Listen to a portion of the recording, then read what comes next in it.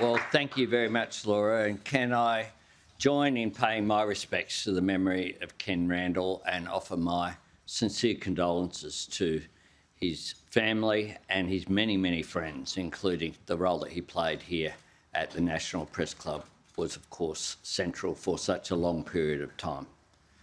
I begin by acknowledging the traditional owners of the land on which we meet, and I pay my respect to elders past, present and emerging. I acknowledge all my many colleagues who have joined me here today, and I thank them for that. Everywhere we've been this summer, the work of building Australia's future is underway.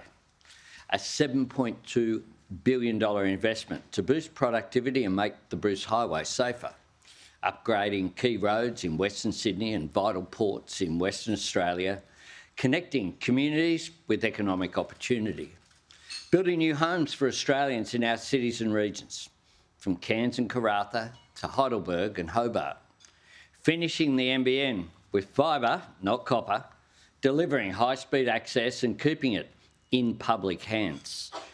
Now, it's no secret that I'm an infrastructure nerd. Infrastructure matters to me because I've seen the difference that it can make to people, to communities, to our regions, to our economy, to our national way of life. However, I know that building Australia's future is about more than homes and roads and ports and broadband, more than bricks and mortar. Building Australia's future is about all of us, every one of us in every part of our country. Tradies and farmers, small business owners, teachers and nurses. Building Australia's future is about your future, because it's your effort and sacrifice and aspiration that powers our economy and nourishes our society. And that effort should bring you fair reward. The hard work you do enhances and shapes our country, and it should add up to a better life for you and your family.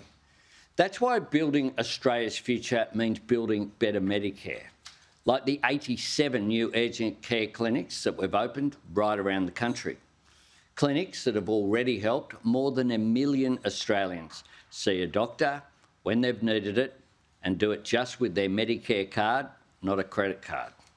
And in order to keep growing our economy and creating prosperity, building Australia's future is about what we sell to our region and the world. Manufacturing workers, turning resources the world needs into products the world wants through our plan for a future made in Australia. Aluminium workers in Tomago, Gladstone, Portland and Bell Bay, gaining new security because we're connecting them to cleaner and cheaper energy. Farmers and fishers and producers exporting world-class beef and barley and wine and seafood to China again because we have stabilised our relationship. And building Australia's future is about training Australians for that future. Free TAFE has given 600,000 Australians the chance to learn new skills for new jobs. Free TAFE has changed lives, and we want to expand on this success because we recognise the next generation of tradies, the people we're counting on to build the new homes we need, are under significant financial pressure. Right now, a first-year carpentry apprentice earns about 2/3 of the minimum wage. Some apprentices earn even less. That's before you buy things like tools, safety gear, clothing and boots. Many apprentices have said they could earn more stacking shelves at the supermarket, and too many leave training because they simply can't afford to stay. Our government wants to encourage more Australians to learn a trade and stay in construction. That's why we're going to provide more support for tradies while they're training. Today I announced we will be raising the allowance paid to apprentices who are living away from home. The first time this payment has been increased in over 2 decades. And in occupations essential for residential construction, jobs like bricklayers, electricians, plumbers, carpenters, we will be providing eligible apprenticeships up to $10,000 through our new Housing Construction Apprenticeship program. 5 payments of $2,000 each on top of their wages. This means that apprentices in residential construction will now get the same training incentives as we've already provided for those in the energy sector. More new homes, more new energy, and more support for the tradies who will build both.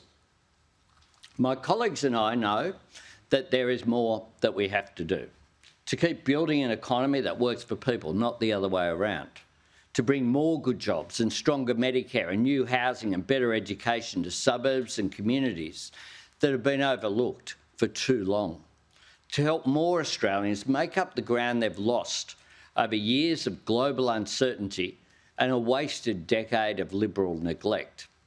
Cleaning up the mess the Liberals and Nats left behind will be more than 3 years' work in ordinary times, let alone during the global storm that we have faced.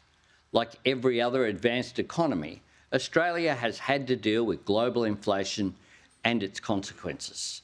Here in Australia, inflation peaked lower and later than most. The United States, the UK and Canada all endured higher rates of inflation, higher interest rates, rising unemployment and slower job creation. When we came to government, inflation was rising and wages were falling. We've turned both around. Inflation had a 6 in front of it and was rising. Now it has a 2 in front of it. Back in the Reserve Bank target band for the first time since 2021. Inflation is down, wages are up, and 1.1 million new jobs have been created. Under our government, Australia has maintained a faster rate of employment growth than any G7 nation, bar none. Faster than Canada, France, Germany, Italy, Japan, the UK and the United States. And stronger economic growth than any G7 country, bar the United States. This is because, from the outset, we made a conscious choice to get inflation down without treating people as expendable. And it was a choice. Our opponents made it clear they would have made a different one. They said, loudly and often, we should have cut everything, frozen investment, turned our backs on people and turned the whole place off at the wall. But that's not the Australian way, and it's certainly not the Australian Labor way.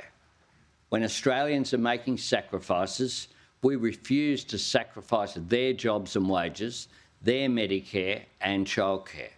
And we refuse to give up on shaping the future.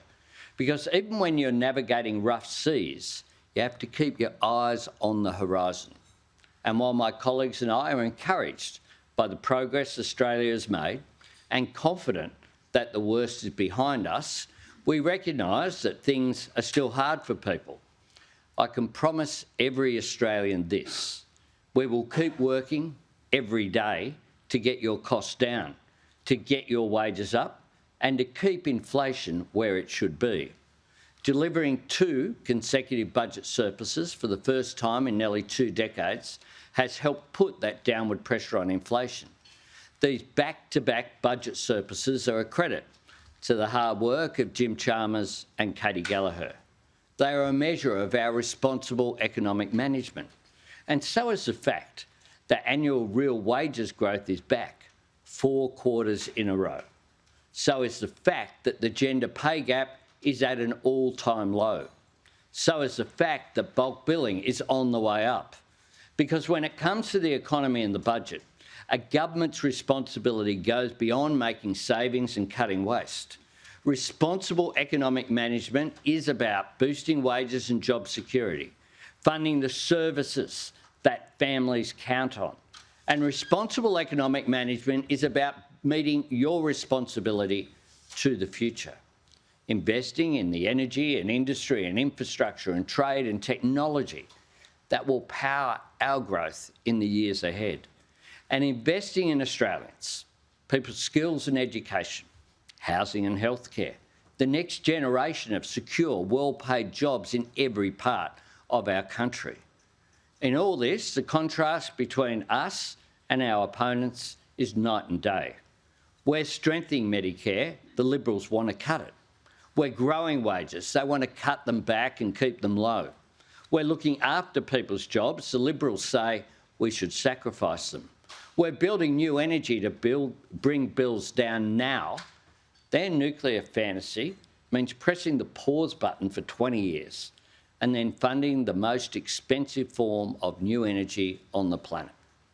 We're backing a future made in Australia. The Liberals are happy to send jobs offshore, like they did with the car industry.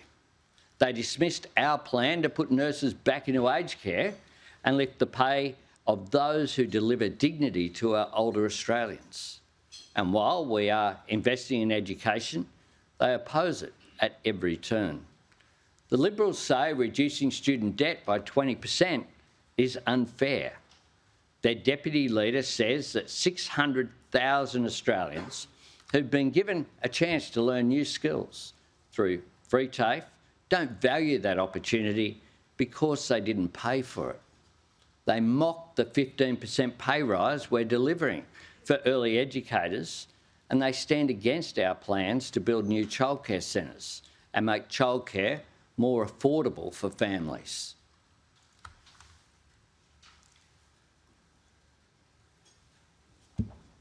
Two weeks ago, the Leader of the Opposition published a list of his 12 priorities for government. Education and skills didn't even rate a mention. For Labor, nothing is more important to building Australia's future than education. Early education, TAFE and apprenticeships, university, and of course, schools. 14 years ago, in his landmark report, David Gonski outlined a national schooling resource standard, a level of funding calculated per student designed to ensure no Australian child would be left behind. As a nation, we've never reached that level for public schools. We've never met that standard that was outlined so clearly. Today, we take a big step forward to making it happen. Today, I announce we have secured new schools funding agreements with South Australia and with Victoria. They join the ACT, Northern Territory, Tasmania and Western Australia, meaning 6 of the states and territories are now signed up to better and fairer schools to meet the standards in education that Australian children deserve. And I do want to take this opportunity to thank Premier Malinauskas and Premier Allen for their cooperation. I also want to thank Premier Crisafulli and Premier Minns for their constructive engagement, and it will be ongoing. Today is about a principle that has driven me my whole life. No one held back and no one left behind. Making sure that every child in government schools gets the support they need to thrive. Because this agreement is not about dividing up the same amount of dollars in a different way. Instead, both levels of government are stepping up our commitment to schools over the decade. Importantly, this new agreement means accounting practices like capital depreciation can no longer be counted as education investment. Instead, every dollar of funding will go into helping children learn. This will mean more money than ever for public schools, but it's not a blank cheque. Our new funding is for real reform and it will deliver real results, because what we are offering every state and territory is new Commonwealth investment in the fundamentals that matter so much to students and matter so much to parents. The methods and resources at work that make the biggest difference. Evidence-based instruction, phonics and numeracy testing in year 1, identifying students who need that extra help early on, not waiting until they've fallen behind. Classroom assistance and catch-up tutoring for small groups and one-on-one. More opportunities for students who need an extra challenge. More support for every teacher and more individual attention for every child. This is about every parent knowing that their child can get the best start in life at their local school. Education opens up those doors of opportunity and it widens them. It changes lives. A great education is what every parent wants for their child. It's what every Australian student deserves. And it's what our government is determined to deliver. Building Australia's future through every stage of education will be a defining priority of a re-elected Labor government. and it is a defining point of difference between us and our opponents, as is helping with the cost of living. Over the past 3 years, the Liberals and Nationals have opposed every single measure we have delivered to help people under pressure. Peter Dutton sneers at them as sugar hits. The Liberals talk about waste. This is the party that gave billions of dollars in JobKeeper payments to companies that were making record profits. They wasted hundreds of millions of dollars on commuter car parks that weren't even anywhere near a train station. Something to keep in mind next time you hear them talk about getting back on track. The Liberals voted to make medicine more expensive and harder to get. They opposed 2 years of energy bill relief for families and small business. And they promised to fight our tax cuts for every Australian before they even saw them.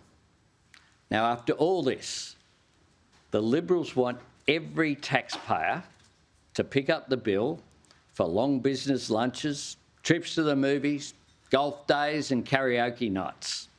And they don't even have the decency to tell taxpayers how much this will cost them. All through the past 3 years, the Liberals have openly sought to make Australians worse off here and now, and they have publicly and repeatedly committed to sweeping cuts that will leave Australians worse off in the future. When Peter Dutton talks about economic surgery, he means cutting wages off at the knees and putting Medicare on life support. The Liberals are prescribing a lethal dose of cuts to all the help that we have provided families with their cost of living, and to all the investments we are making in jobs and communities through a future made in Australia. Dutton's economic surgery won't be done with a scalpel, it will be carried out with an axe, hacking away at jobs and wages and Medicare, childcare and housing. And let's be clear, when it comes to paying for their nuclear reactors, all these Liberal cuts won't even touch the sides. All that money they want ripped out of Medicare and childcare and TAFE. All those new jobs and opportunities in manufacturing and technology forsaken. All those homes and childcare places and doctor's appointments taken away every year for 7 nuclear reactors that won't be ready until sometime in the 2040s.